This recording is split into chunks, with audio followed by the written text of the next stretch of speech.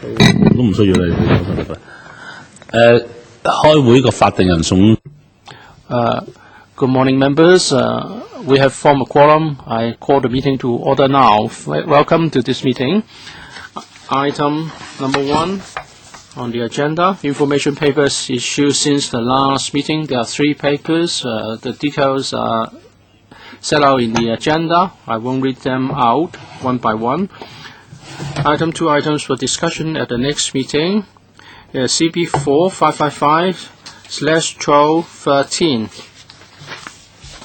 The next meeting will be held on the 13th of May 2013. The administration has proposed 2 items. First, review of new senior secondary curriculum and assessment, and also the new funding scheme for new courses. And I would like to talk about the teacher to student ratio next time in secondary schools. So we have 3 items. NSS curriculum and assessment. Second, a loan scheme for new programs, and also the teacher-student ratio in secondary schools. Dr. Chan? Well, I have raised a question on the selection of presidents of local universities with the administration, but they are not actually answering my questions. They are saying that it's up to the universities. Of course, I know, but we have recently learned that there's been a case of judicial review concerning the selection of presidents in one local university, and also at the City U, the teachers, professors, and students are very concerned and happy about the lack of transparency in the selection process. We are going to have some vacancies in local universities coming up very soon. Since we are very concerned about the autonomy and academic freedom of our universities, I would like to have a discussion, and we will be talking about the mechanism, not individual cases. All right, I'll take this up later. Let's move on to the first discussion item, measures to address issues arising from the drop in secondary student population.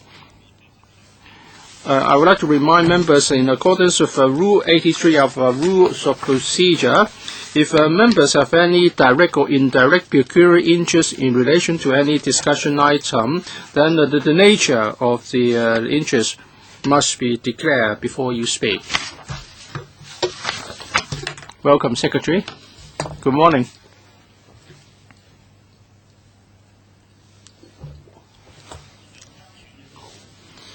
Measures to address issues arising from the drop in secondary student population. This is an item raised by the Deputy Chairman. So maybe I can defer to the Deputy Secretary to raise matters of concern before I invite a simple and a brief response from the Secretary.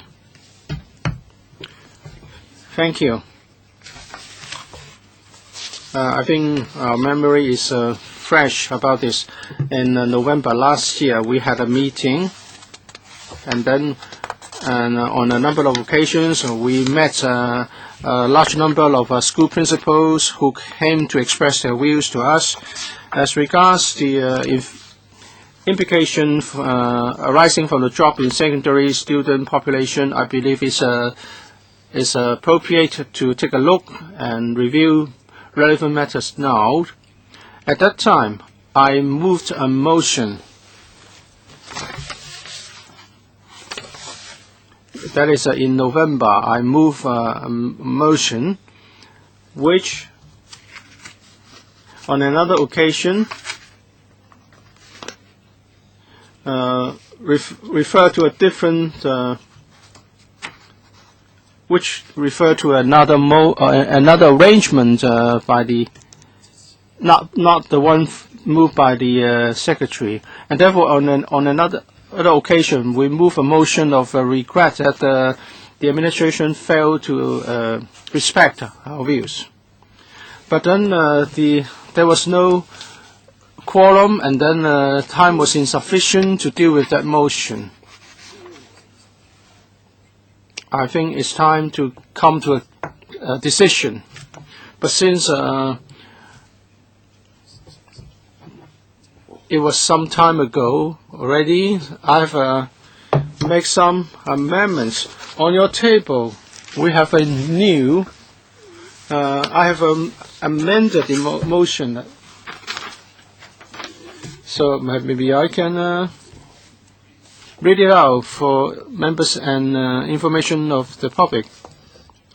The panel, in respect of Mr. Eddie Ng's decision to propose a different arrangement to the one mentioned in the motion passed in this panel on this 12th of this November 2012, without first explaining and informing this panel or before discussion with this panel, there was no briefing or progress report afterwards, and therefore our motion was just ignored. We were very dissatisfied with the lack of respect on the part of the Secretary and the disregard he paid to public opinion. We find it most regrettable. We urge the administration to attach importance to motions passed by this panel and views expressed by members, and we also ask the administration to keep its promise and to keep our schools and teach the teaching professions and other measures to reserve our capacity. So we would like the administration to promise us that the measures and proposals agreed to will be implemented faithfully and without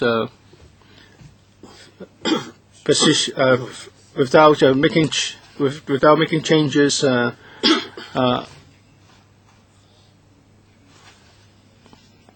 unless there's been consultation. We don't yet know the details of the new measures. We've heard about those, but no details have been set out.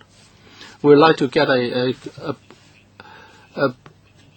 detailed set of information from the Secretary. We're on Agenda 3. Let's have a discussion on Agenda 3 first, and that is measures to address the issue arising from the drop in secondary student population. Then we'll proceed to the handling of Deputy Chairman's amended motion. Before I open the floor to members, can I have a brief response from the Secretary first, please? Thank you, Chairman. The Education Bureau, together with schools and parents, have been in very close communication over the drop in secondary student population. Two special meetings have been convened on how to deal with the S1 places in North Districts. We talked to professional bodies, and also there have been at least 4 more meetings and occasions for communications. I thank the members for trying to strike the best balance we can. Today, in one of the newspapers, some parents have expressed their concerns, their worries. And that shows that we are trying very hard to find a solution acceptable to all in this current round of S1 places allocation exercise. We want to find something acceptable to schools and to parents. I will respond to further views expressed by members in due course. This particular item would be completed by 9:25 a.m. But we need some time to handle the Mr. Yip's motion. So who would like to speak? Deputy Chairman? Mr. Lee? 2? Only 2? Dr. Fernando Zhang? If that's the case, Mr. Ma Feng Kuo. Hands up, please, before I allot time. Dr. Kenneth CHAN. All right, 4 minutes each. Deputy Chairman, Starry Lee, Fernando Cheung, Mapung Kwok, Kenneth CHAN. The first one is Deputy Chairman. In terms of the current situation, I would like to ascertain the situation.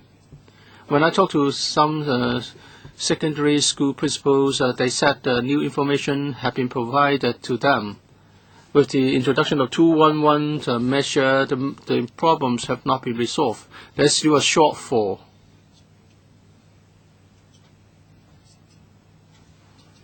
There will be a difference of 3,600 school places, which is a big number. We were concerned about the errors in matching because of the upward shift. We want to conserve the schools and the teaching professions so that they can continue. But there will be additional costs. Can we get something from the Education Bureau regarding the figure 3,600? Is it how true is this figure? How concrete is this figure of 3,600? Secretary, I think we need to adopt the three angles in looking at this issue. The change in S1 student population. In recent years, the number is going to drop and then rise again. And it will rise to even higher levels later. So we would like to adopt a basket of measures instead of changing the structure to solve short-term problems. And in this basket of measures, we need to take into account certain factors. The environment of schools, the teaching profession, whether quality education for students will be affected. We want to conserve the capacity, the strength of our schools. Because as I told you earlier, there is now a downward adjustment, and then the number will go up again. But the school won't need to worry about the schools being closed. So we are going to keep the schools and maintaining the teachers is also important, because the teachers have been under a lot of pressure because of the various reforms that we have carried out. There are many issues. For example, they cannot devote enough time to the work. And with the declining population, there might be, redundancies among the teachers. Chairman, I only have 4 minutes. I asked a specific question regarding the 3,600 unfilled places. I'd like to know whether or not that is an accurate figure. Mr. Secretary, could you please be more focused? Perhaps I will, regarding the figure of 3,600, I'll ask the Deputy Secretary to answer Mr. Yip's question. Deputy Secretary, I think the Deputy Chairman was referring to, a committee which are represented by school, which are attended by school representatives. They would meet 3 times a year. There was a meeting held in March. During the meeting, we were discussing the allocation of school places. The figure of 3,600 was arrived at in this manner. In November, there was a projection of the demand and supply, and we talk about the shortfall, but we said that the unfilled places cannot be divided by 36, and then we say that there is a shortfall. There will be a drop in a number of classes. But 300 odd schools have already cut down 2,000 odd places because of the 2-on-1 scenario. So after you've adopted the 2-on-1 option, this is a new measure. Can I continue, Chairman? Well, this figure is based on the original shortfall minus the 2,600 because of the new arrangement. It doesn't. So in other words, it doesn't mean that we have to cut the number of classes by more than 100. That's not how it was calculated. Starry Lee. regarding the measures to address the issues arising from the drop in secondary school population. The Secretary referred to the concerns of parents.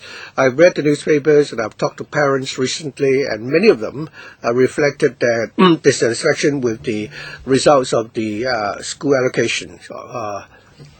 Could you elaborate further on this point and how that relates to your measures? Secondly, at the last meeting, we said we wanted to keep the schools, and we should also take this opportunity to cut down on the number of classes that the teachers will have to teach per week, and so that we can reduce the pressure that they have to bear. Mr. Secretary, with the drop in the number of secondary school population, will there be any schools that will be closed? And secondly, the DAB believes that as the secondary school population is declining, we have to come up with measures to keep our schools and our teachers. In the earlier motion, it was suggested that the class size should be reduced to a specific figure. Since we have not seen any scientific evidence to support that claim, and that's why we are not able to support that motion. Secretary, could you first respond to my three questions? First of all, the question relating to parents. Secondly, will there be any schools that will be closed? And thirdly, will you cut down on the number of classes the teachers have to teach, or to give them holidays to further their to enhance the qualification? I'll take the second question. I've explained clearly that we do not see any need here. If you have 25 students plus one, you'll be able to operate two classes. Even if there is one class, they will still apply for a special development program. The purpose is to keep the schools. If individual schools have come up with such a decision, we will respect that. So I can say that I don't envisage any schools which will be closed. So the Education Bureau will not order or instruct that certain schools will be closed through this year. Yes. Secondly, regarding the parents' concern about the allocation of school places, I'll ask my colleagues to respond. Regarding the concern of the parents, during the entire constitution process, other than talking to the schools, we've organized many briefings with PTAs. Regarding the implementation of the allocation policy, we do have certain measures to address parents' concern. There are several types of schools. We have some schools which have a close connection with the primary schools, including associated schools, affiliated schools, and schools which operate kindergarten, primary, secondary schools. Regarding the parents whose children are going to be promoted to secondary schools, they certainly have some expectations. During those briefings, we adjusted made some adjustments regarding so that the parents may not need to opt for central allocation. For some parents, if they have any special aspirations, we have dealt with that. Secondly,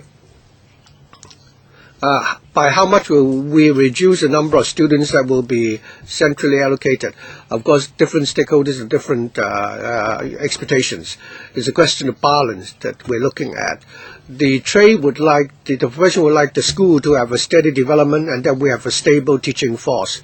But we should also address, accommodate the aspirations of parents regarding the preferred choices for the children. What about teachers?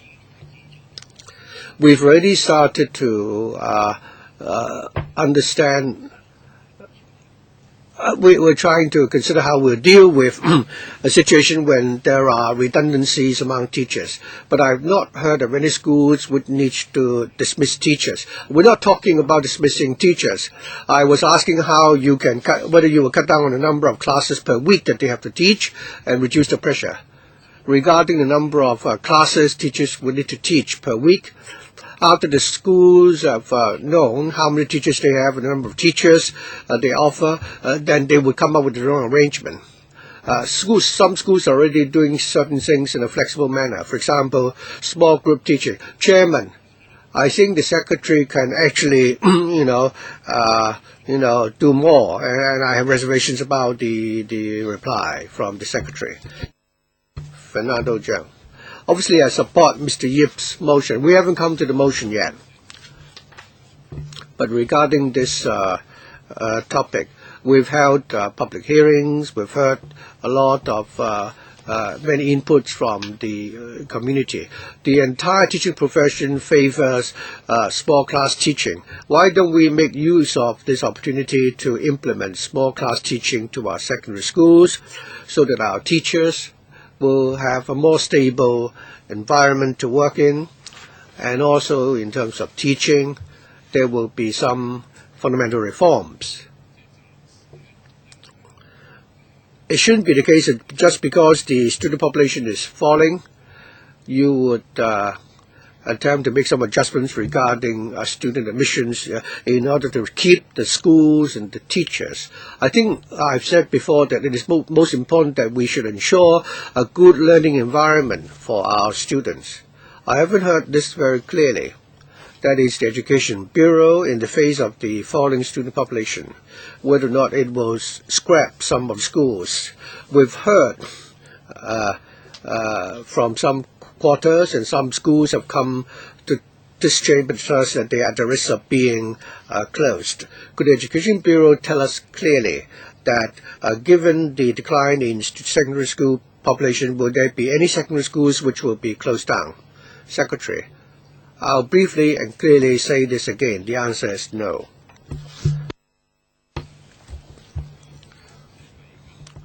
Now, going forward, if there are any schools which are to be closed, we will hold the Education Bureau responsible. Mr. Ng gave a categorical answer. Everything is now videotaped and is put on record. So, as the student population declines, I want the Secretary to reconsider again the introduction of small class teaching. Anything further from you, Secretary? No. Ma Fong Kwok, you're next. In the administration's paper, on page 2 of the paper, we're told that the Bureau in the last few years has already reduced the number of classes to 34 per class, and after implementing these measures, it has been able to improve the effectiveness of the teaching. So you've improved upon the student-teacher ratio and the class size, and you say that there's no scientific basis to prove that small class teaching is more effective. So my question is whether or not you've made any assessment. Over the last few years, the student population has declined. How has that helped to improve the quality of education? Have you made any such assessment? Because there is a contradiction here. Secretary, thank you. I think we have been conducting assessments in different manners. First of all, we've dropped the class size to 34 per class, and as the student population drops, we are working along that direction. We are now we are allowing for schools to operate 2 classes if they have 25 plus 1 students. Well, these are only measures to keep the schools. It has nothing to do with the quality of education. You say that the quality of education has improved. What I'd like to know, to what extent is that related to the drop in class size? According to many of our studies, it's more effective for primary schools, but as the student age increases, small class teaching will become less effective. For secondary schools, they need to have small group discussions. So we walk along that direction. Regarding efficiency or effectiveness, we have to look at it in 2 ways. With the class size so small and the teacher-student ratio remain the same, I think teachers will be able to give more attention to each student. Secondly, many schools have adopted another model, namely small group teaching.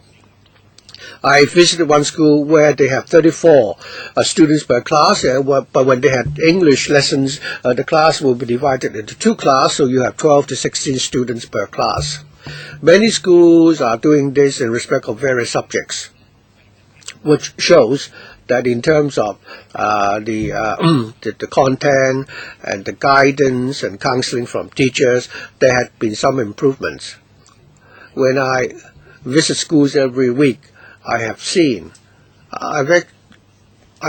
been in consultation with school principals and teachers, and they've told us that they're able to achieve the objective. Well, Dr. Fernando Zhang asked whether you will guarantee that not even a single school will be closed down. If I heard you correctly, you said that no schools will be closed this year. But if in a particular district the student population seriously drops, so I see no reason why you shouldn't cut down on the number of schools. If we have to bear in mind that we need to make efficient use of resources. Have you made an assessment and decided that this scenario will not arise? Thank you, Mr. Ma. This is a very important point. It is exactly for this reason that the 3 guarantees that we offer have 2 additional elements. That is, it has to be school-based and district-based. So for some teachers, there won't be a drop in the number of students allocated. Some will operate on 2-1-1 and others on 1-1-1 model. So at least in the next few years, there is this phenomenon, and we may have to close down some schools. For the first round, we still have Mr. Chen Ka-lok and Mr. Chen Kwok-chi. Mr. Chen Ka-lok, well, the Secretary's answer is quite interesting. On the one hand, he really appreciates, small group teaching. So given the class size, the teacher will do his best to ensure that there is quality education.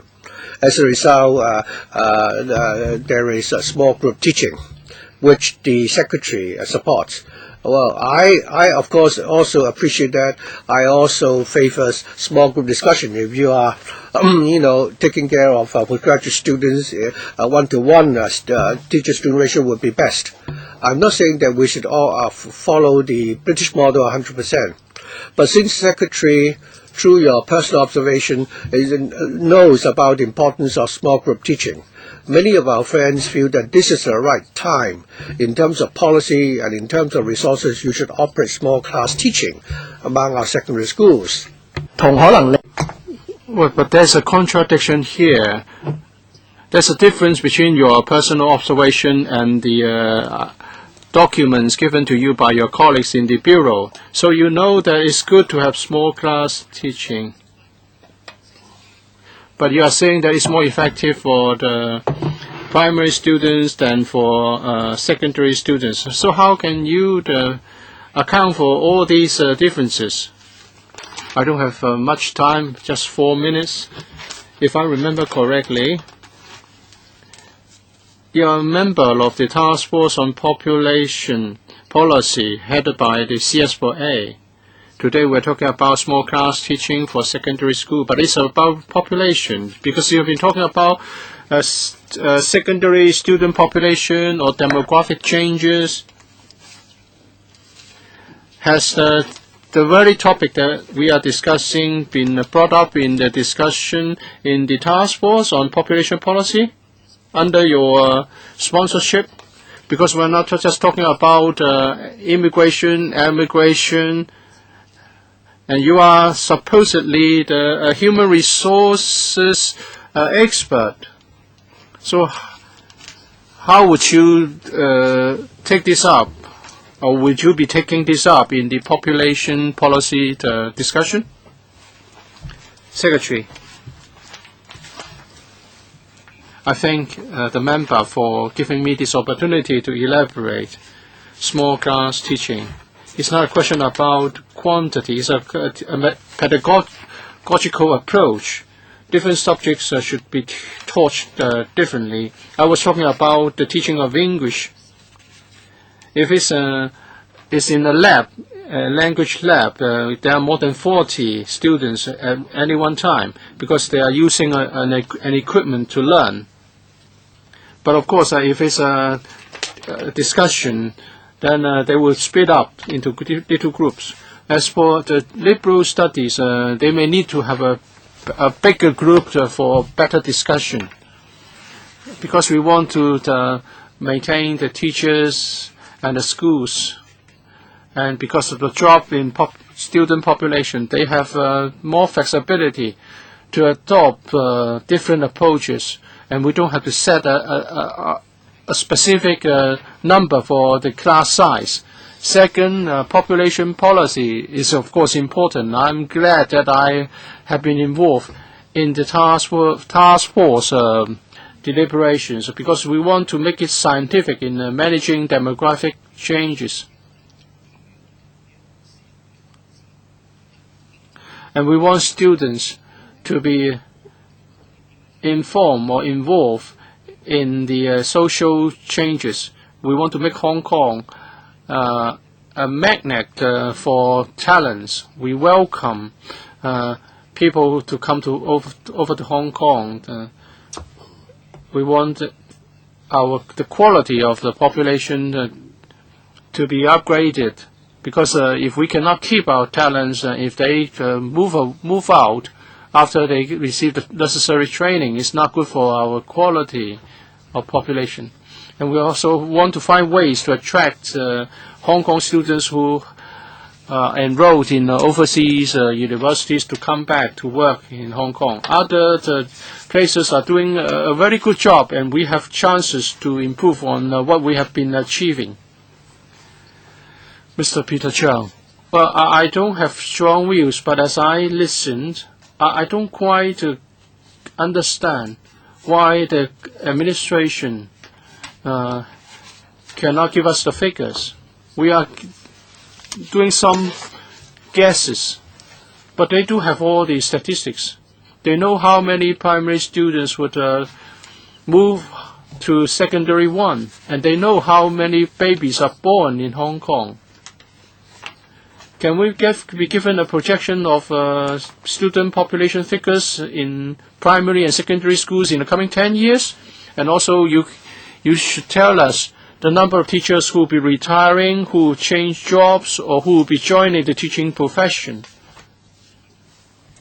And then we can have a discussion, instead of discussing the logic and or emotion without the backing of any figures. I hope the statistics can be provided to us. Of course, you may say that the administration may say that there's no reliable statistics on children born to mainland parents with no Hong Kong ties. Can you give us the statistics, Secretary? Maybe I can say a few words first. School place allocation and the basic student population statistics are available. We have them. At first, I thought school place allocation was simple, but actually it's not, because there are two parts: central allocation, and the parents can also submit applications indicating their preferences, and they also move around from one district to another. So I will ask the Deputy Secretary to supplement on these points. We can certainly provide some figures. Annually, the Census and Statistics Department would update their statistics, demographic statistics and that would also include primary and secondary student statistics. But when it comes to school allocation, school place allocation, a lot would depend on parents' preference. So we cannot simply regard this as a supply and demand situation. So we were talking about the past allocation exercises to facilitate redeployment by the schools. Well, you can look at the average in the last 5 to 10 years. We know that they are not 100% accurate, but we need to get some statistics. Secretary, can you provide the statistics to the panel after the meeting? Or Deputy Secretary, can that be done? Actually, in answering special finance committee questions, we already provided a lot of information on this issue, on this subject. We are talking about the primary student age group. You should be able to provide us with the statistics and also the number of babies born annually. Well, it's available in the CNSD statistics. So please provide the statistics to us. Okay. Mr. Yip Kwok Kim. We have been concentrating on the idea of small class teaching. Well, I've been working in the education sector for quite some time. We all agree that small class teaching is the direction to go. But we need to look at precisely what's the definition of small class teaching. If we are talking about small group teaching, even the class size may be quite substantial and big, teaching will be conducted in small groups. Actually, the school I work for will do this. So why should you express regret if the figure is 30 and not 25? Are you very happy if it's 20?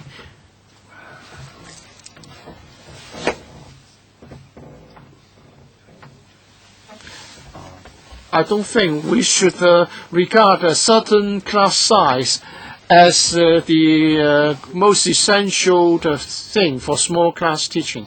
I'm talking about the number of teaching sessions for the teachers. On average, every teacher is responsible for teaching 28 to 30 classes per week. And they have to be responsible for several subjects. So it's a number of classes or teaching sessions that matter. So we should reduce the number. That's a bigger problem.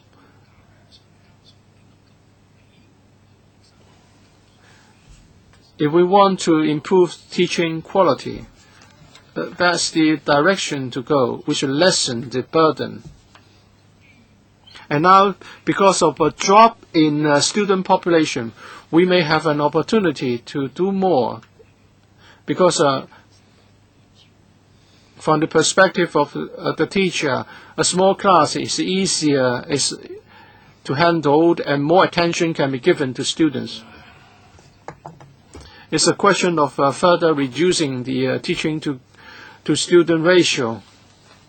So, Secretary, how can you reduce teaching workload of teachers so that they can get more time in preparation, they can provide higher quality education to students? Secretary. Members, especially Ms. Lee, have brought this up. I would look at the number of lessons or number of classes per week for teachers. We'll be looking at different things such as the class hours for each teacher rather. I'll be willing to come back to brief members when we are ready.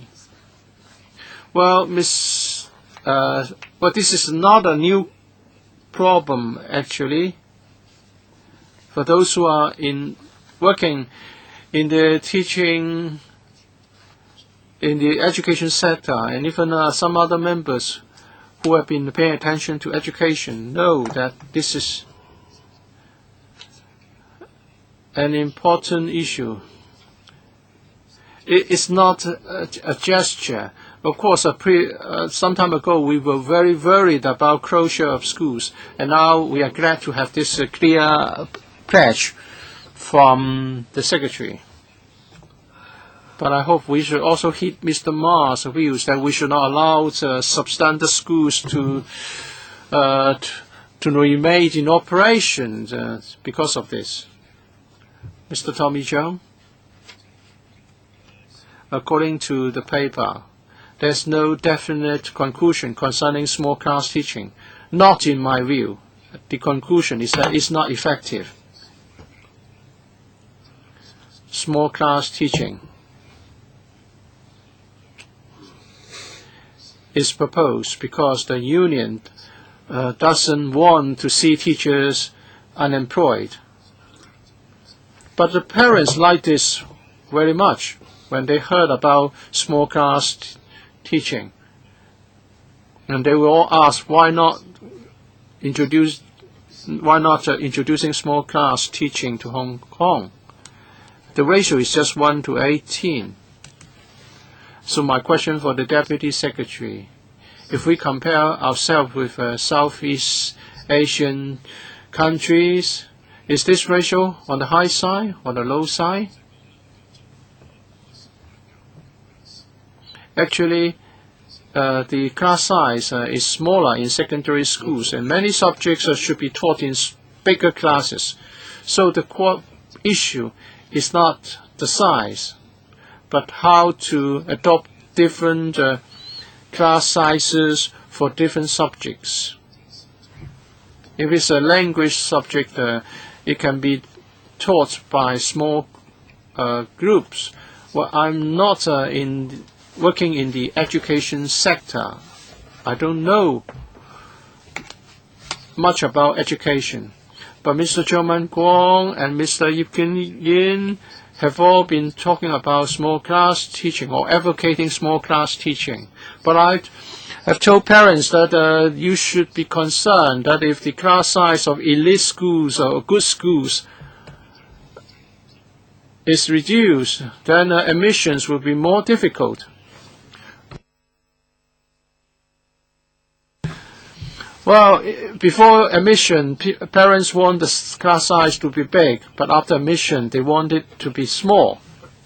Of course, for those who are admitted, they are happy to be admitted to a elite school. It would be best if it's a 1-to-1, and I'm not asked to pay anything for that. So how can the government utilize the resources appropriately? How should public funding be utilized in teaching? You want to reduce the ratio to 1 to 15, Mr. If I get it right, that's correct. After looking at 1 to 18 ratio, what about Taiwan, Korea, and Singapore? What's their class ratios? Okay, I have no strong views if you want to keep the teaching jobs.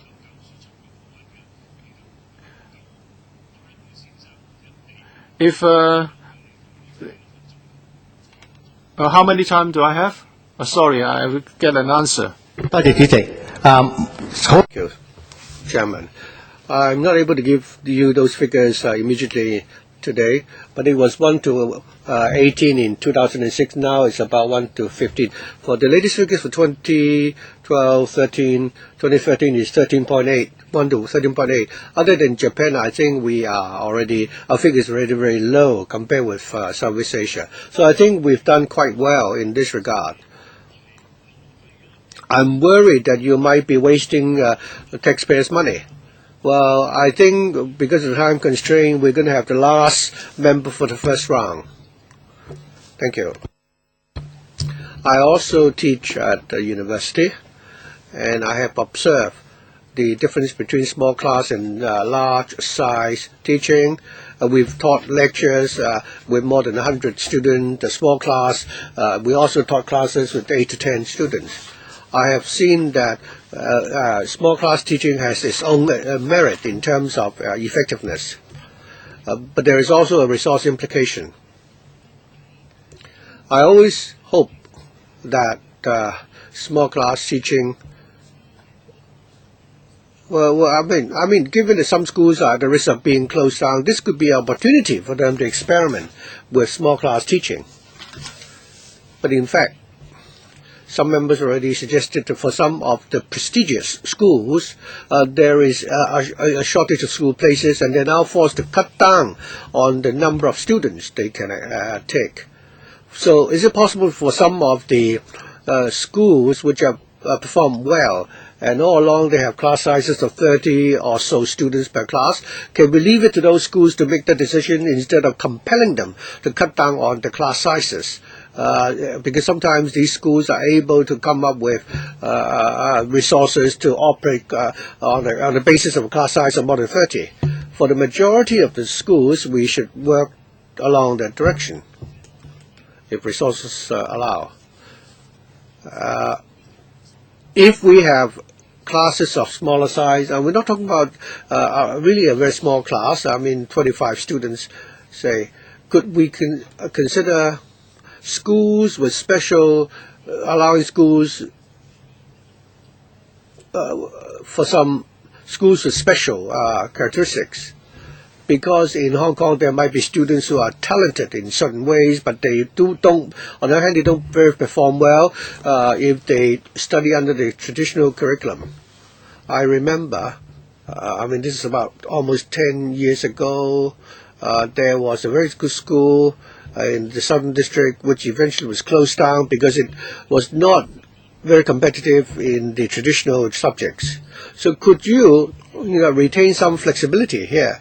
For some prestigious schools, there are many people eager to apply, even if they operate on a class size of 35. We've also seen Band 2 schools, or even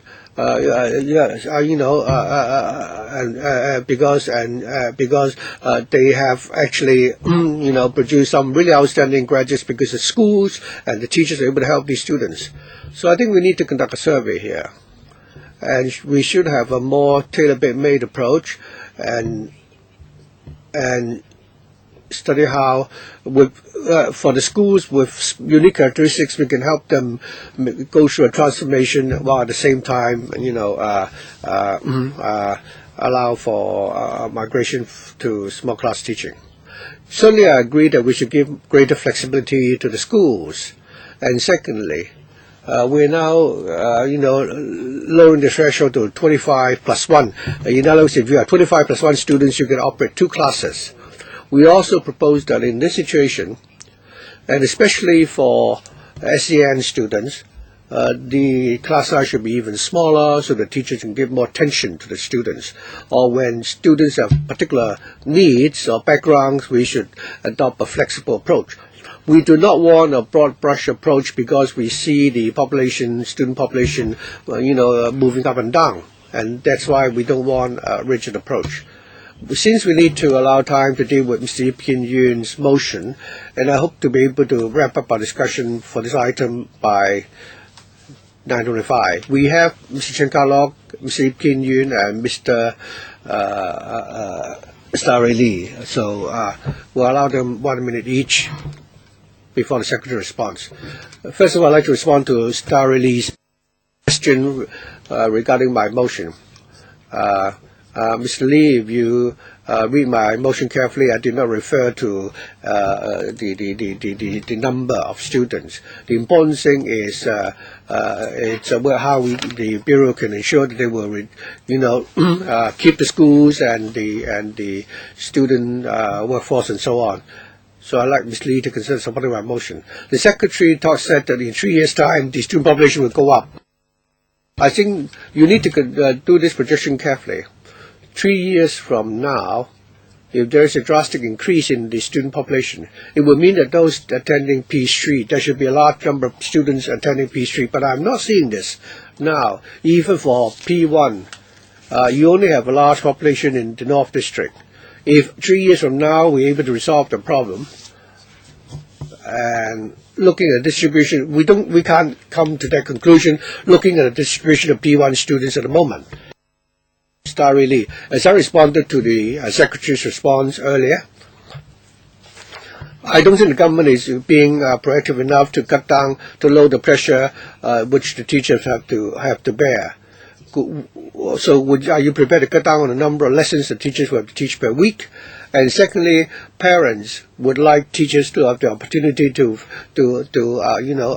further enhance their qualification and skills. And they ask whether or not it's possible that you would make it possible for teachers to upgrade themselves. Thirdly, I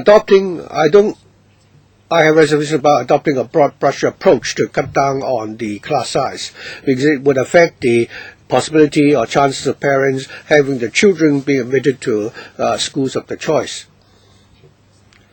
So I think my question is whether or not the chances of students being accepted to the schools which they've indicated as the top 3 priorities will be reduced. The Secretary actually has not directly answered my question earlier, so I'd like to ask him whether or not, given the change in population structure, would there be small class teaching in the future, so on. Secondly, the Secretary is in favor of small group teaching, but he has reservations about small class teaching. I think there is a relationship between the two. You're just calling it a small class teaching, you call it small group teaching. So could the Bureau tell us for which subjects it is more conducive to a small group teaching, and what is the student-teacher ratio? I think we need more specific figures. All members have now spoken. Secretary, could you respond in less than 1 minute? Thank you, Chairman. I'd like to emphasize that I really respect the views of all members, and I also understand that this is a topic which involves many stakeholders. So we're aiming to arrive at a consensus to deal with this issue. Over the last few months, and on many occasions, we've met with LegCo and members of this panel to update you on the progress. Secondly, regarding pressure on teachers, we certainly would follow on that. We will certainly step up teacher training. Internally, we'll step up our effort through the teacher training committee. Mr. Chan asked about the population census. I'll certainly take this back to the Task Force on Population Strategy. And now we have to deal with Mr. Yip's motion. We've already had a very detailed discussion, and so I don't think we need to have any further discussion. If the Secretary has no response, we'll proceed to the vote immediately. I'd just like to say, finally, Chairman, that our team is fully committed to do a good job here, and we have taken heed of all. Listen to all your views. So we're going to, vote on Mr. Yip's motion. I shan't read out the motion verbatim. All those who are in favor of the motion, Deputy Secretary, I'd like to call for a division. All those in favor of the motion, please put up your hands. I would ask for division. Can I read out your name if you put up your hand? Okay. We may not have enough time if that takes 5 minutes. All those in favor, please put up your hand, and then I'll read out your name accordingly. Certainly, but I don't want to waste 5 minutes. Well, in that case, we'll call division and press the bell. 唔需要嘅，我覺得呢啲係啦，有人要求照做啦。即係可唔可以要求啲同事咧？我正話有困難，周圍打攞咁問，其實葉建源嗰個動議係乜咧咁 So what exactly is Mr. Yip's motion? Normally, whenever there is a motion moved by members, there would be a document with the full text of the motion. Well, it's hidden in a 3-page document, and you also, so I hope, Chairman. I mean, for a colleague who doesn't even have a sheet of paper, containing the motion specifically. So I think each and every time we will make a motion in a similar manner. I don't think you should, ask me to find out where the motion is contained in this 3-page document. 葉建源。Chairman, I think the motion is very clear, Mr. Zhang. Table for members is a document which is a 2-page document. The content of the motion is printed in a bolder type and font, and I've also read it out once before the meeting. So I hope that members are now fully aware of the content of the motion. Chairman, I'm not going to waste members' time. I hope that our colleagues, I don't want to, call myself a veteran and snub the newcomers, but over the years, especially for our panels, for motion which is moved, it would not be contained, in a document with the background and the context lumped together with the text of the motion itself. And I've not heard the deputy chairman, talking about his motion. Members tend to, come in and out of this chamber, and I'm not the only one. And I really hope that if I were to do this in the same manner in future, I would usually say this is Tom Jones' motion, and obviously before the vote, you're entitled to further explain the position, but I don't think the motion should be contained in the middle of a 10-page or 3-page document. I don't think my request is excessive. I hope all our colleagues, myself included, will also, adopt this approach. Mr. Ma Fung-kwok. Well, you said that we already had a lengthy discussion. In fact, we have not had any discussion at all, because the question I put to the administration earlier, I think this motion has not been discussed. No, it's not been discussed today, but it was discussed previously. Well, but this is an amended motion. Over the last few meetings, this has been discussed, except that we've not taken a vote yet. But then this motion is amendment of the previous motion.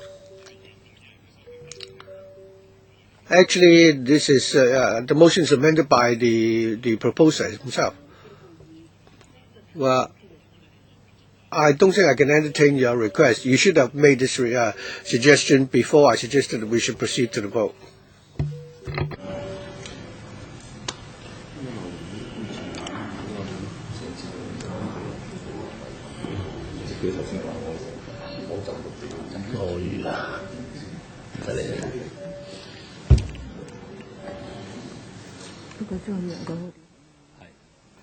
我知道。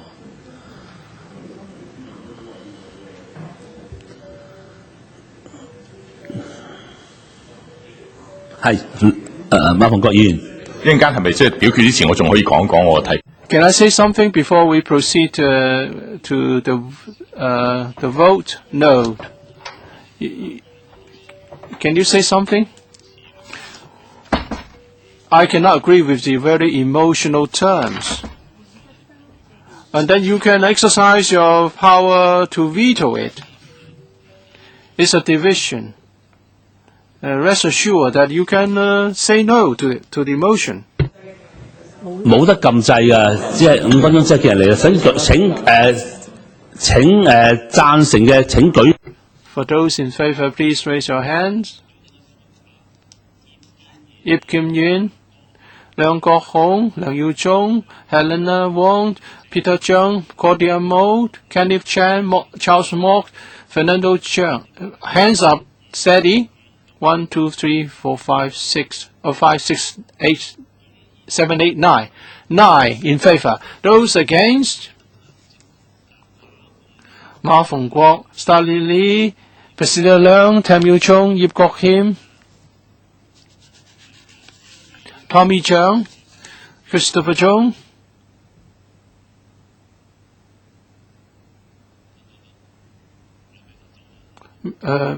Miss Priscilla Leung has left. 7. No abstention. So 9 in favor, 7 against, no abstention. The motion is carried. Thank you, Secretary. We move on to the next item, provision of international school places and facilitation measures. The CB bracket 4555/12/13 bracket 01. Over to the Secretary for an introduction first. Thank you, Chairman. The paper has been submitted to members. The government would adopt different support measures to promote the development of the international school sector. These schools cater to the needs of expat families working or investing in Hong Kong. The number of places has been increasing steadily from 2001 to 42,000 odd in 2011, an increase of 57%. Because of the higher demand and because we have been adopting focused support measures, we commissioned earlier on a consultant to look at the demand and supply of international school places and the business sectors as well as other stakeholders' views on our support measures. The relevant information is in the paper. In 2016-17, there will be a shortfall of 4,250 primary school places. We have reviewed the experience with implementing our measures in planning ahead so as to more effectively make up for the shortfall. We will allocate vacant school premises and more land will be allocated for the development of international schools. We encourage existing international schools to maximize their use of the land, and we also facilitate redevelopment and expansion of existing international schools. The international community and their need for school places are affected by the different factors. It's difficult to project with accuracy the number of places required. Like local parents, some expat parents have strong preference concerning the choice of school and the location of the school for their children. So it makes planning somewhat difficult.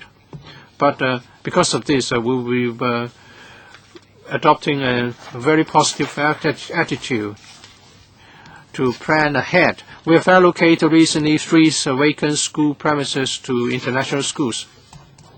We believe that we'll be able to provide additionally 1,150 primary school places and 210 secondary school places shortly. And we would be adopting all these support measures to respond to needs in our community. Members who would like to raise questions? 我讀一讀個名嚇，陳家樂。Dr. Kenneth CHAN, Mr. Eugene Yens, Ms. Dali Leaf, Dr. Hon Chang, Leung Kwok Hong, Tommy Chang, and Ma Fung Kwok. So 8 members. 3 minutes for your questions and answers.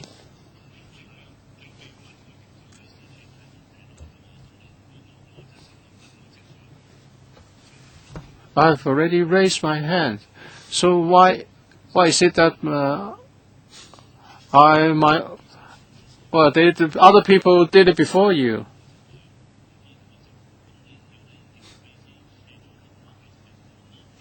Or well, if you're saying this, well, let me read the names again. Dr. Chan Ka-lok, Yip Kin-yu, Chang Chiu-hong, Zhong Xu-gan, Ma Feng-kwok. 3 minutes. Dr. Kenneth CHAN. Well, I welcome this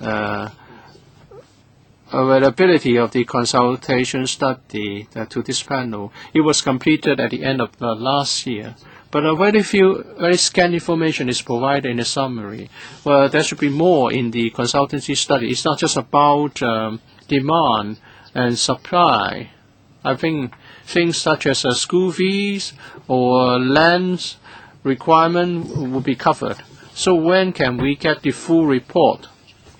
When can the full report be made available for public inspection, so that our discussion on policy will be well informed and backed by statistics?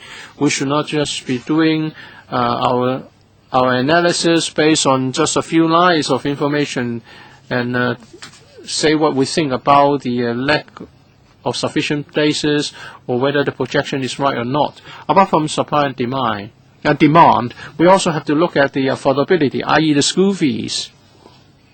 Even for expatriates working in Hong Kong, they would like to relocate their families here for a few years, but sometimes they find it difficult to get school places for their children. It's not just a question of whether there are sufficient numbers, but whether they can afford.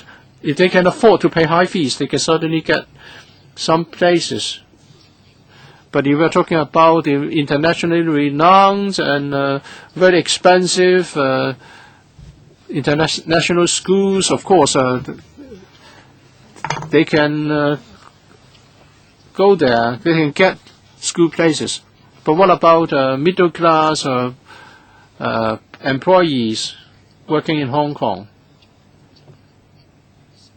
They may not want to get enrolled in a local school for a few years. So it's not a question of a problem with some minorities. You have commissioned the consultancy study. You want to maintain the status, our position as an international metropolis. So we need to do something about school places. My major concern is whether you can make available the full consultancy study for the public. Let me say something about the principles before I ask the Deputy Secretary to supplement. Well, the consultancy study report is the beginning of a process. We want to tackle the supply and demand systematically. For other things, we are gradually adopting measures to tackle, and we have discussed things with chambers of commerce, and we have been able to see some development. You don't have time, any more time, Deputy Secretary. Mr. Yip Kim Yin, I also like to see the full report. I think the community should be involved in a policy decision based on some information. Well, the first and foremost task, set out in the paper, is to provide school places for people who come to work in Hong Kong. I've talked to some experts, the international community, including some councils. They have been saying that even their children cannot find sufficient school places. They have been to different countries, but they have not encountered similar problems like those in Hong Kong. Well, in other countries, the number of school places is small, but their students always get admitted, and the fees are not very high. And now in Hong Kong, the contrary is true. There are fewer chances to get school places, and school fees are high. We've heard that newcomers, new international schools, which are going to come to Hong Kong, would also demand high fees. So we need to think about this. The international community also have to face stiff local competition. There's a high local demand, and the experts are crowded out. We must get this resolved to ensure that Hong Kong remains an international business center and financial center. So how are we going to handle demand, especially in relation to new international schools?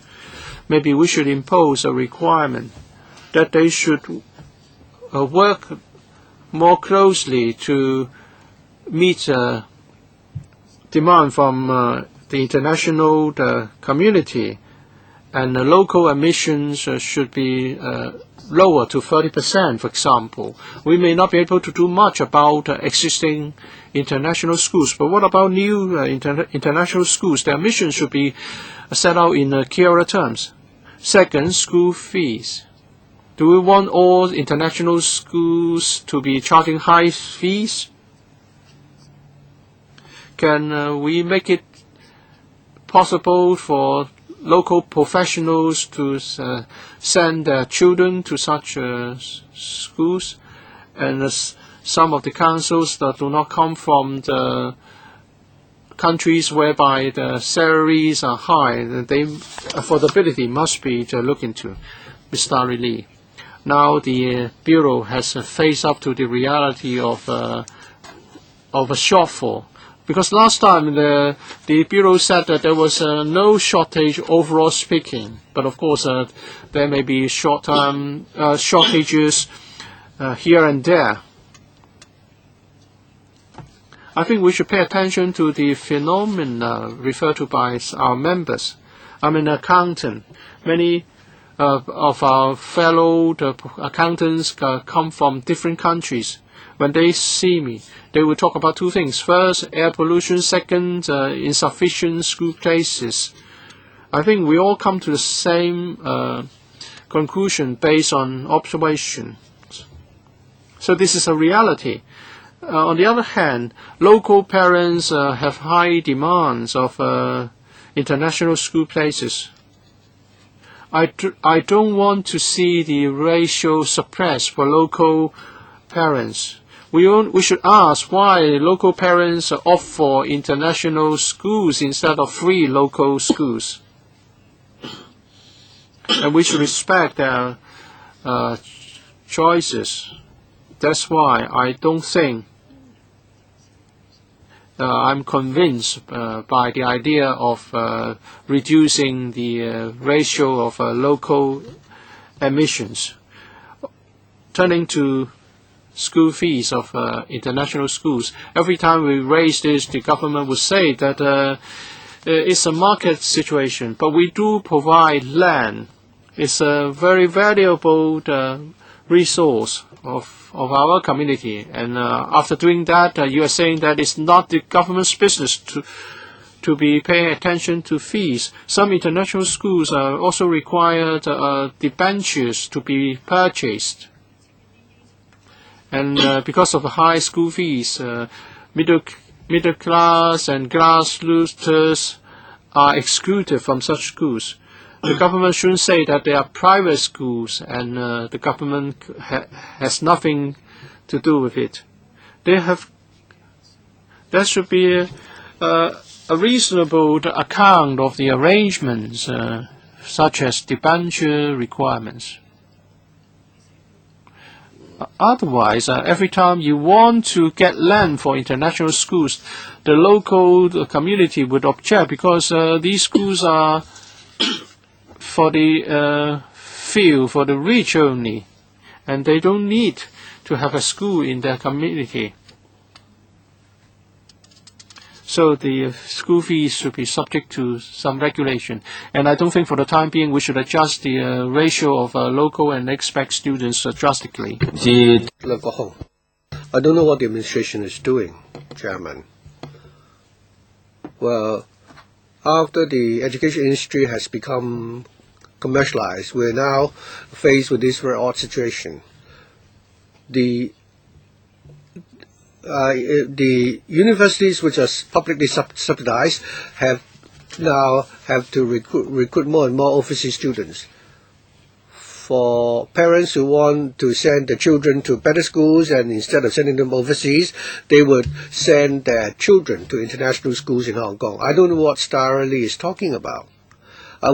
I think our education system is in a mess right now.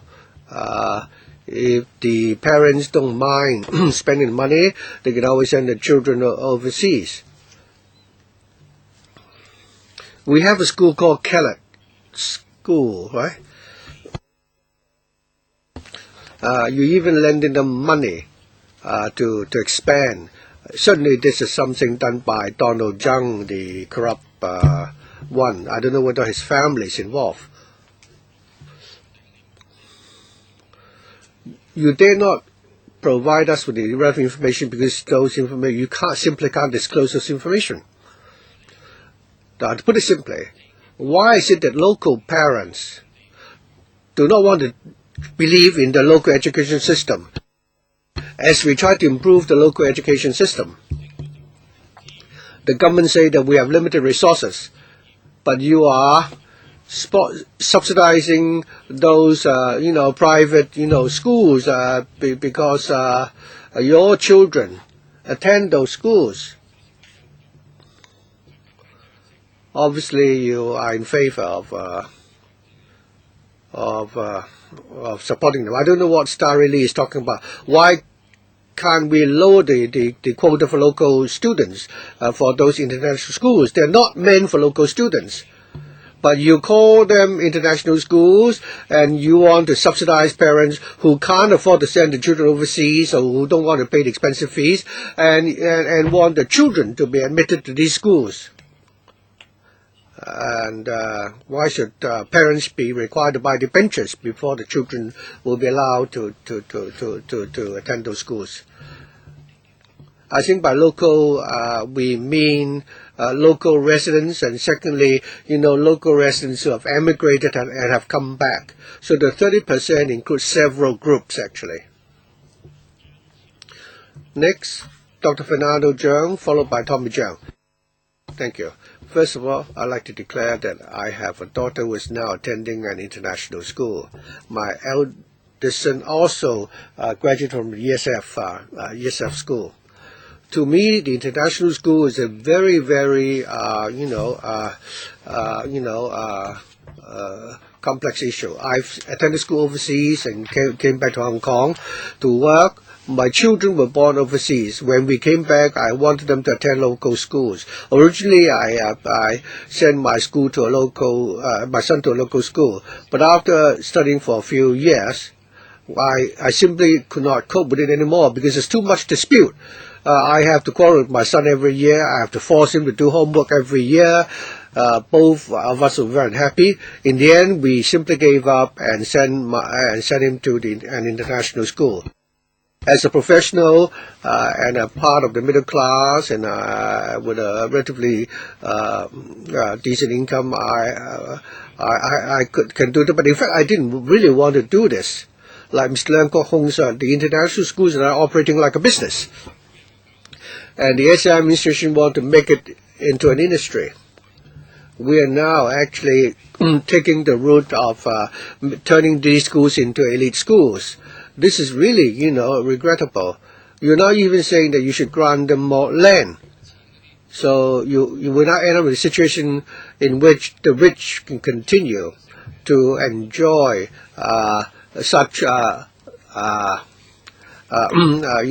subsidies. For example, these international schools charge a token fee and it's given land practically free of charge, and they even lend given a loan. The one in Chinwan, they have a swimming pool on the rooftop of the school, which beats even a 5, 6, or 7-star hotel. But for the children from overseas and people who relatively earn not such a high salary, are not able to find a place for their children in Hong Kong, while these international schools are attracting children of rich parents from the mainland. And now you are, conducting this study, and sometimes you say there's a surplus, and then another time say there's a demand. So what exactly is your policy? You have to clearly tell us what is the positioning of the international schools in Hong Kong. you can separate them into different markets, and how should the government, provide subsidies? The ESF is now taking the route of turning their schools into elite schools, but this is not good for Hong Kong's international image. I think the schools are using the international schools are making a profit, and our local parents don't want the children to go to the local schools. Tommy Cheung, I'd like to first of all declare that I'm a member of the board of a school in Hong Kong. I also have a son attending the ESF school, and I also had once been a director of ESF school. Someone mentioned the ESF schools requiring the parents to buy debentures and give priorities to expatriate children to be admitted, and I really have objection to that. And when I asked a question, many colleagues supported me. They started with 2 private schools, so later on it was extended to all the ESF schools, including those which are subsidized, public subsidized by the government. As a result, many parents cannot afford the children to go to these schools anymore. I think the Liberal Party has been advocating for many years that we should build more international schools in Hong Kong. We don't have sufficient number of international schools. We simply cannot attract talents from abroad. Today I'd like to talk about something that is not mentioned in the paper. I also help in managing a traditional school in Hong Kong which has started to offer an IB curriculum. Instead of allocating land to build international schools, I think many traditional schools in Hong Kong can actually offer a mixed curriculum whereby they can offer both the local and the IB curriculum. I went to Australia to study this model, and in my school we're also doing this, and it's been very successful. I'm not blowing my own trumpet. So I'd like to know whether or not you would consider this. Instead of closing some of our schools which cannot admit enough number of students.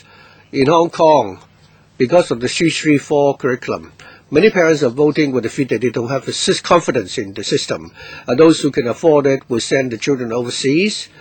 Others who cannot afford it and who don't want the children to leave would have to find a way out. So you really have to,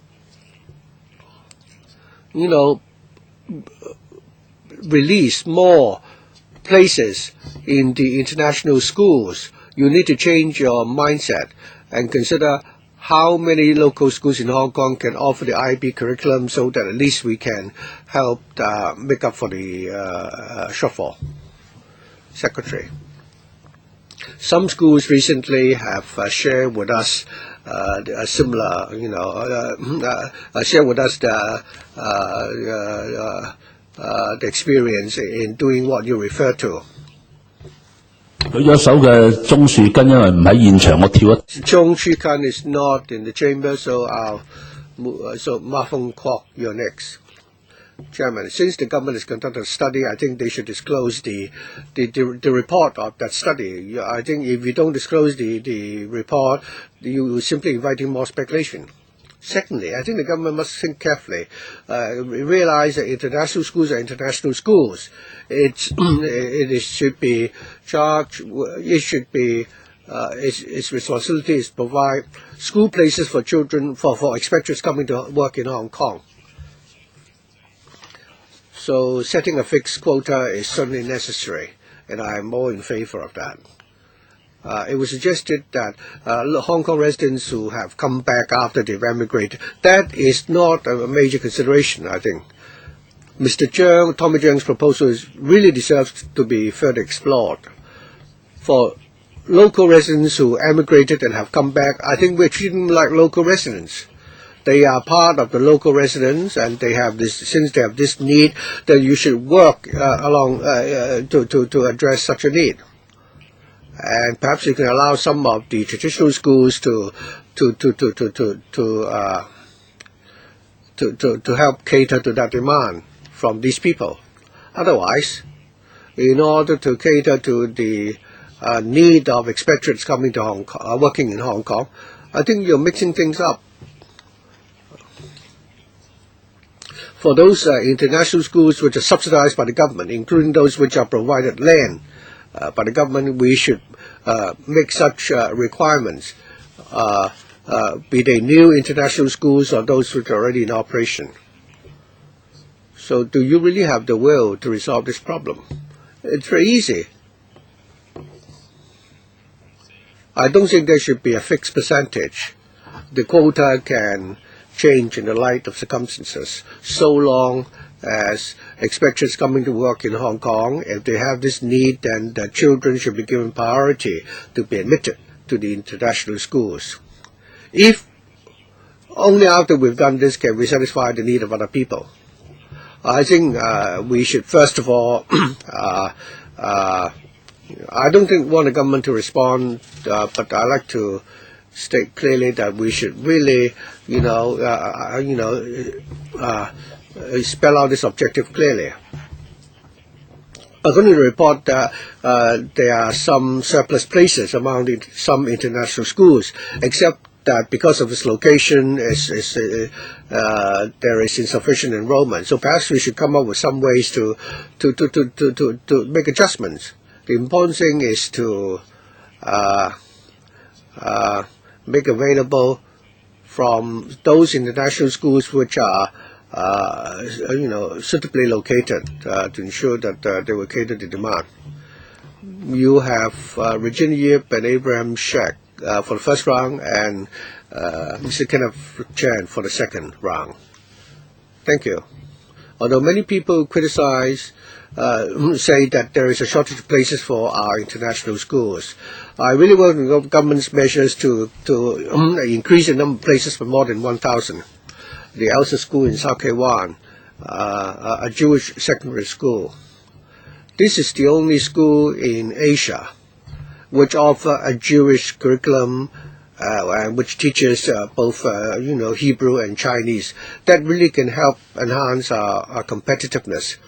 Other than the shortfall in formal school places, we also have a problem with school places on the part of the special schools. The ESF has a Sarah Rose School in Kowloon, which cater to SEN students. It is better equipped, and therefore there's a long waiting list. We have some foreign businessmen and consular officers saying that the children with SEN are not admitted. So do you have plans to expand those schools?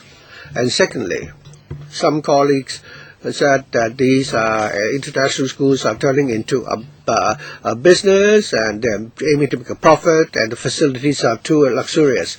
I agree, because I live opposite a ESF school, which is already very spacious, and it still wants to expand, and it's asking for $1 billion, and parents have to pay for a lot of money to buy the debentures. As a result, it becomes so elitist that even young professionals in Hong Kong simply can't afford to buy those debentures.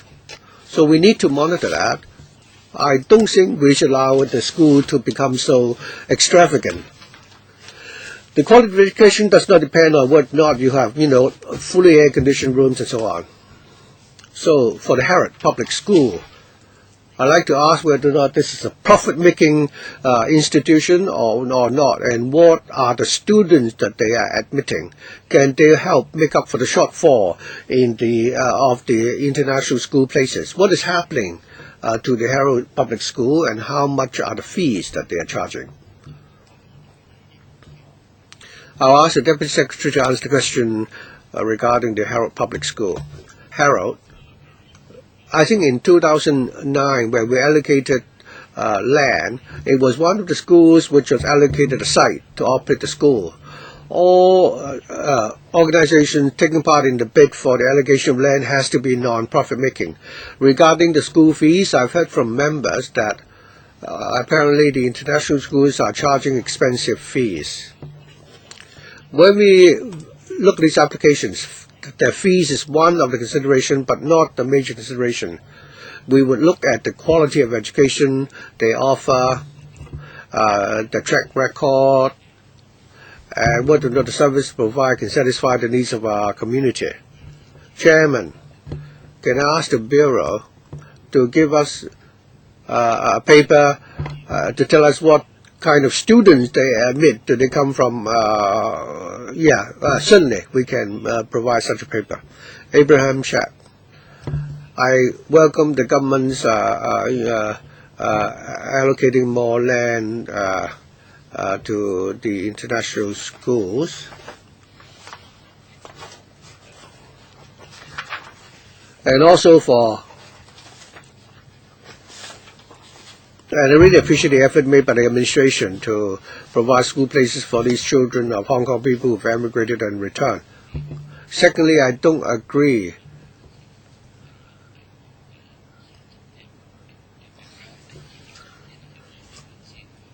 I don't think priority should be given to expatriates. These children are Hong Kong residents, although they have emigrated. I don't think we discriminate against their children. Thirdly, I really support Tommy's point.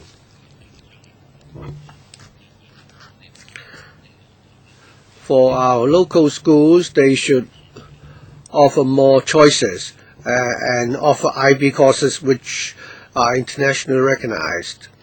We have so many Hong Kong students studying overseas because they are afraid of the liberal studies. I think the whole curriculum is being politicized. There's nothing academic about the curriculum, and I hope the liberal studies subject should be, while we study, it should not be made an examination subject. I don't know what is the intention. If people need to attend the examination and people fail in this subject, you are depriving the student the opportunity to attend university. So, Chairman, perhaps we may have a special, put this on our agenda to discuss this subject of liberal studies. 但令到好多家長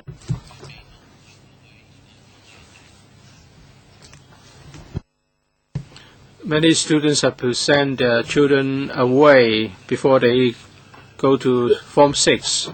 They have no choice. It's because of liberal studies.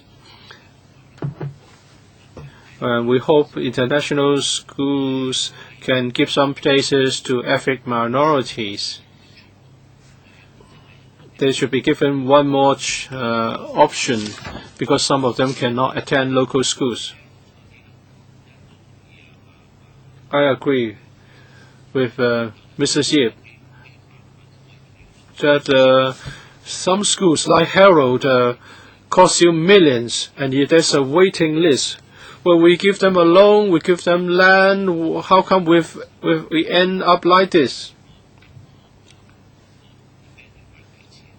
We have to know how much is the debenture and how many people are still waiting, because we are also involved to the tune of 10%. Dr. Kenneth CHAN, and let me declare that I'm a parent of ESF students. This is a very important issue. Half an hour is barely enough. It's not fair. Please make the report public first.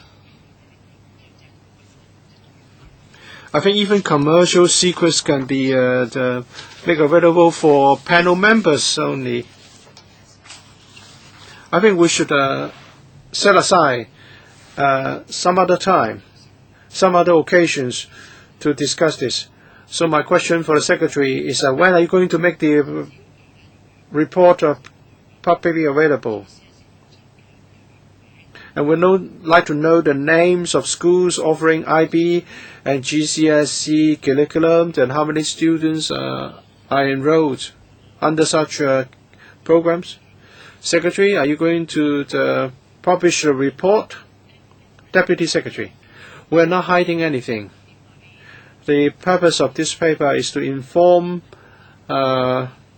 members the main findings in the consultancy study And more importantly, what kind of measures have been rolled out by the government in response to the study? As some members have indicated, there is information about individual schools and individual organizations. We'll look at this with the consultant, and then I think by summer we'll be able to make the report available in an appropriate form. What about the schools, the names of schools offering IBs? Yes. Thank you for your attendance, Secretary. Item number 5. Kowloon Kai-tak development at site 1A3, and then another one at site 1A4. If members don't object, I would like to propose taking up both items together, items 4, 5, and 6. If members do not object, no objection. 好啦，副局長坐低啦。咁嗱，呢個當局呢個計劃 We have the Undersecretary. The government is going to present this to the PWSC. So we have a combined discussion here, Mr. Yang. So over to you. Well, we propose to build 2 primary schools in site 1A3, and there will also be an amalgamation of 2 schools there. One offered by the 星空會，有一修 primary school and青山 primary school. Both were built in the 60s. There were school improvement projects carried out previously, but they were small, and the size is smaller than standard schools.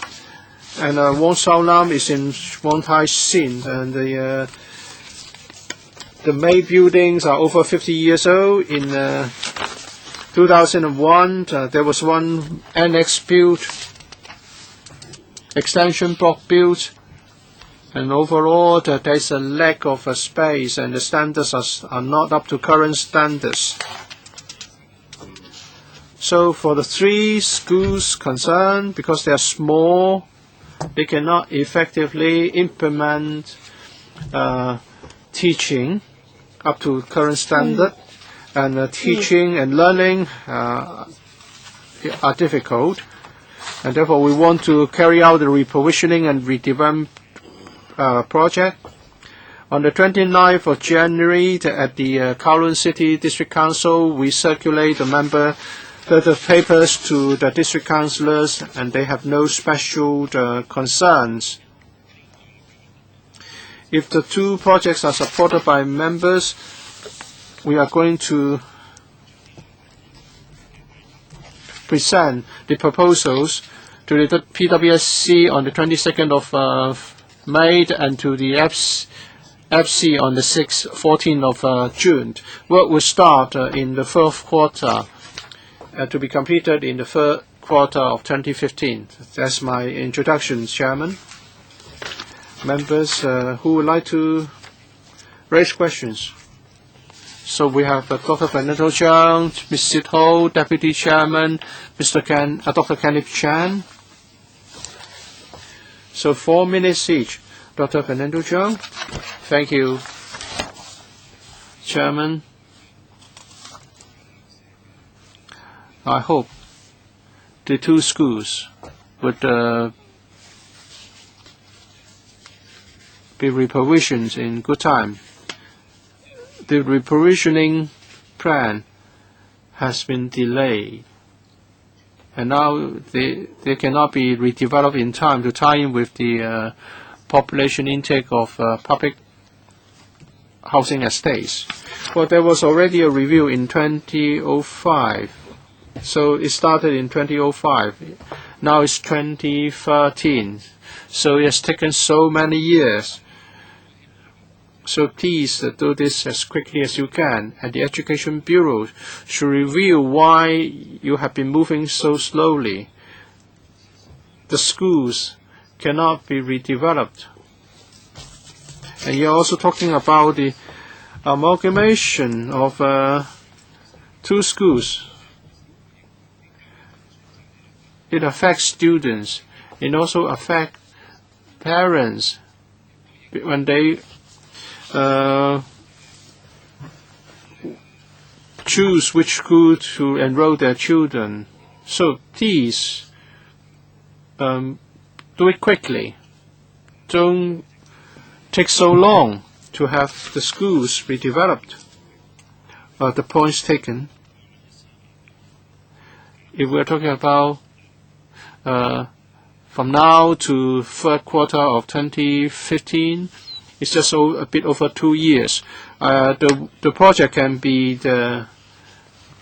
proceeded with as planned. Whether we can further expedite the process, we'll take a look to see what can be done. But each case is different. For example, why it has taken us so much time from 2005 to 2015. Well, we try to avoid making similar mistakes if we can identify the problems. I think the Bureau should review why it has taken you so long to get the projects commenced. Visit Ho. Are we going to amalgamate the 2 schools, or are you going to be talking about closure of schools? Because we're talking about 30 classrooms schools. And if instead of 2 schools, we only have 1 merged school, what about the teachers? This is in Kai Tak. You may come up with transitional arrangements and take students to the new school by school bus.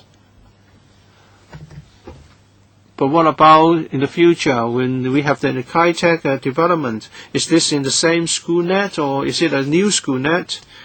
And what about what's the use of the vacant premises? There are many special schools requiring more space. Now you have 3 old primary schools. What will happen to these school premises? Are you going to use it for national education or other purposes? Undersecretary, let me talk about the 2 primary schools. For Yat Sao Primary School, there are 11 classes. Chengshan, 11 classes. 7 classes. So altogether 18 classes. The new one will have 30, so there will be no closure as such. As for school net, the 3 schools are in Wong Tai Sin. The new schools will be in Kowloon City. If we look at the student numbers in the Wong Tai Sin school net, in terms of school places or classes, the provision is a little bit more than the number of students. So it would help Wong Tai Sin a little bit if the new schools are moved to Kowloon City. As for transport for students, actually in the 2011 school allocation exercise, we already told parents that in the future the new schools will move to Kai Tak, so parents should have taken this into account. And it's not very far away from the existing locations. It's just a short walk and across the road. It's not very, very far away. I think if you had to walk from Chong Estate to Kai Tak, it could be quite a long walk. But then it's near the site where the public housing estates are. As to how we would deal with the old premises. For these 3 school premises, Upon the relocation, they will be handed back to the government. The government will now start thinking as to whether or not they should be used for other educational purposes. For the 3 schools, the floor area is relatively small. For Ho So Nam, the site itself only has about 2,000 odd square meters. The Ching Shan and Yat Sao primary schools each has about 1,800 square meters, so totaling about 3,000 odd square meters. For Ching Shan and Yat Sao, the school buildings are relatively old. The facilities are not so satisfactory. We'll start thinking about whether or not the premises can still be used for educational purposes. Well, certainly the building is rather old and dilapidated. It's been built for more than 50 years. While the site is small, but are there any, I wonder whether or not, you don't need a very large site for special schools. We don't want, to have such a school comparable to the best and the most modern. But we really want some, the schools could be rebuilt as into one for students with special needs.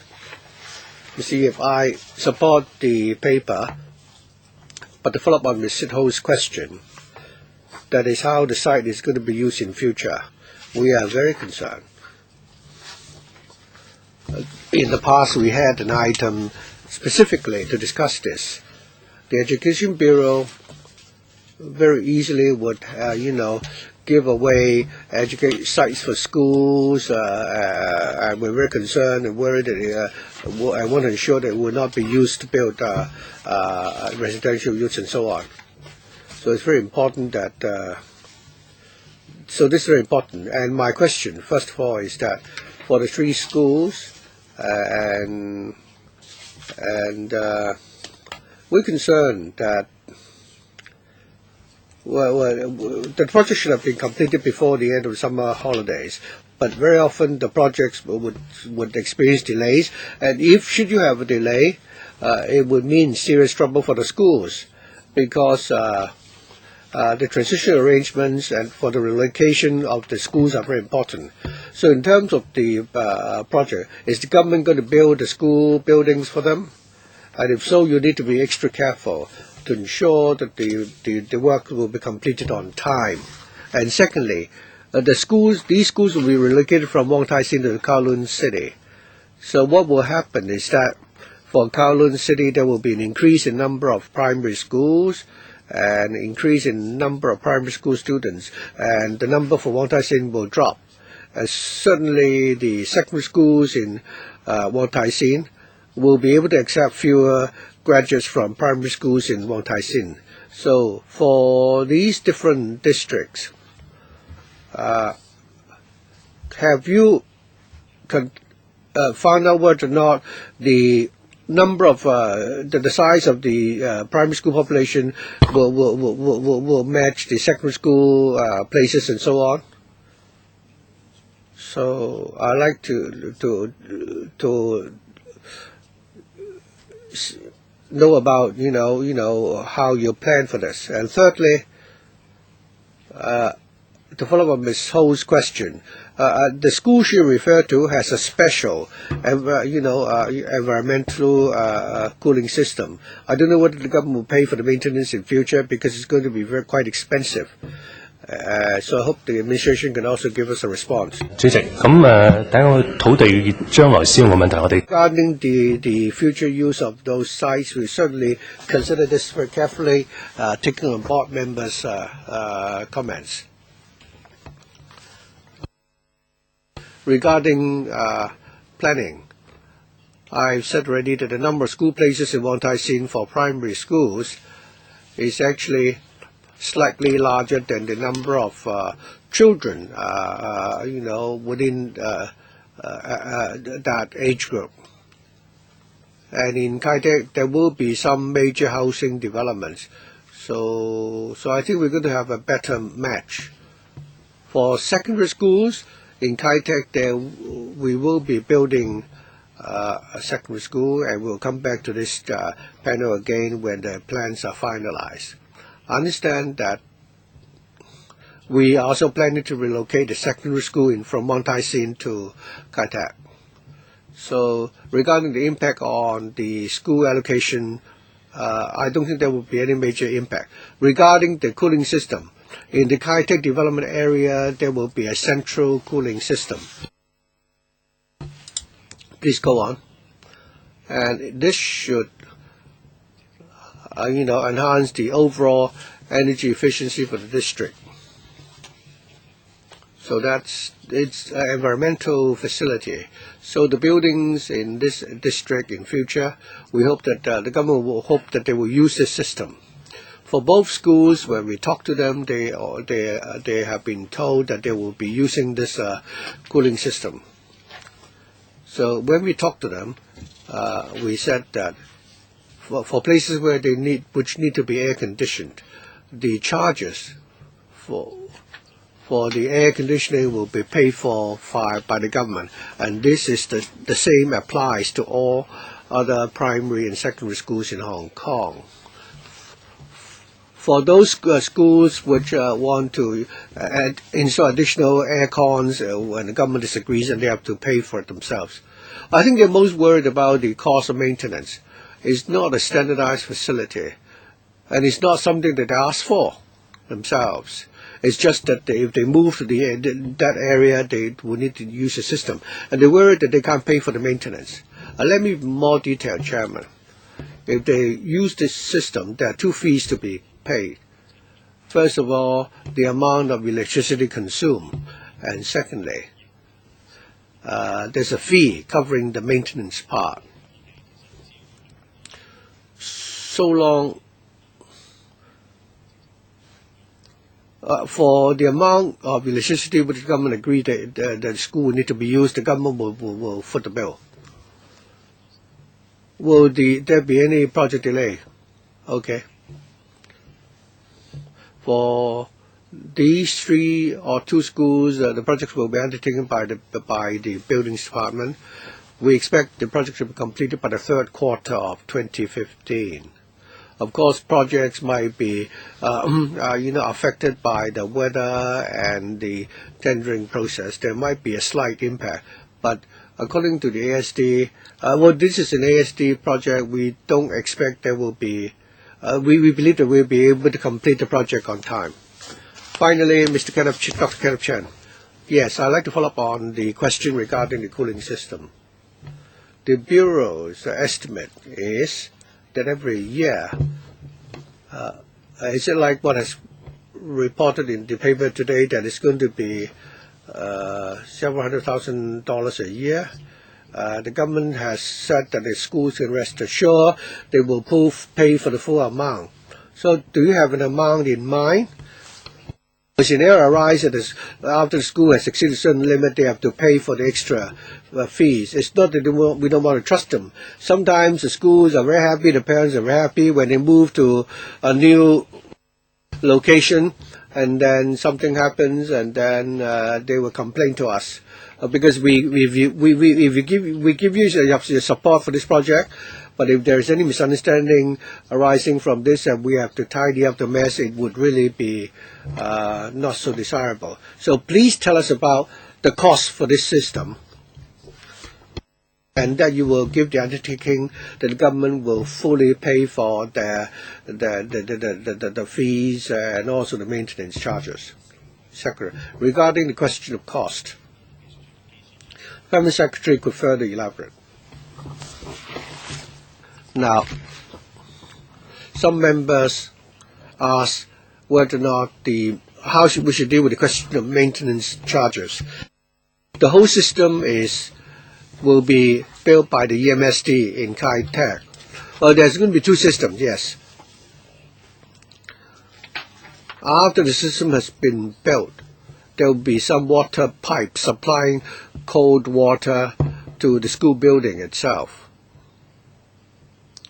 Since these water pipes have already been built for the schools, so the maintenance of those water pipes like the maintenance of the school building itself, will be paid for by the government.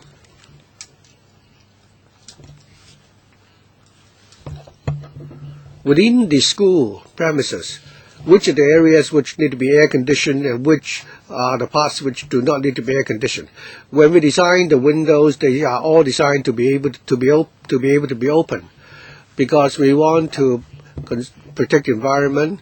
And wherever possible, when there's no noise nuisance, we would encourage the schools not to switch on the air conditioner and to use fans instead. But we know that there are certain parts of the school building which are close to the roads, and we've already estimated that for some of the classrooms they might be subject to noise nuisance, and therefore these rooms have to be air conditioned. And the school will need to pay two fees. First of all, the cost for the cooling, and secondly, because in order to have cooling, you need to consume electricity. For these classrooms, we will fully subsidize the school for the expenses. The overall principle is that we want the schools to adopt, an approach to conserve the environment and try to not to switch on the aircon when there is natural ventilation. Second round, settle, 1 minute. I think the regional cooling system can actually lower carbon emission, but I don't know whether it can lower costs. The Deputy Secretary said that the government will foot the bill. The government will give a lump sum grant to the school. If the aircon fees goes up and the lump sum grant remain the same, it would. I wonder whether or not the aircon fee is a separate amount, which will not have no impact on the lump sum allocation. We will fully reimburse them. It will not affect the other part of the allocation. So there are two separate accounts. Okay, we have no further questions from members. So if I may sum up by saying that all members support the administration's proposal. So please proceed to build these new schools. Otherwise, somebody may grab those sites for housing development instead. Next item, AOB. If there's no matters under AOB, I now declare that the meeting is adjourned. Thank you.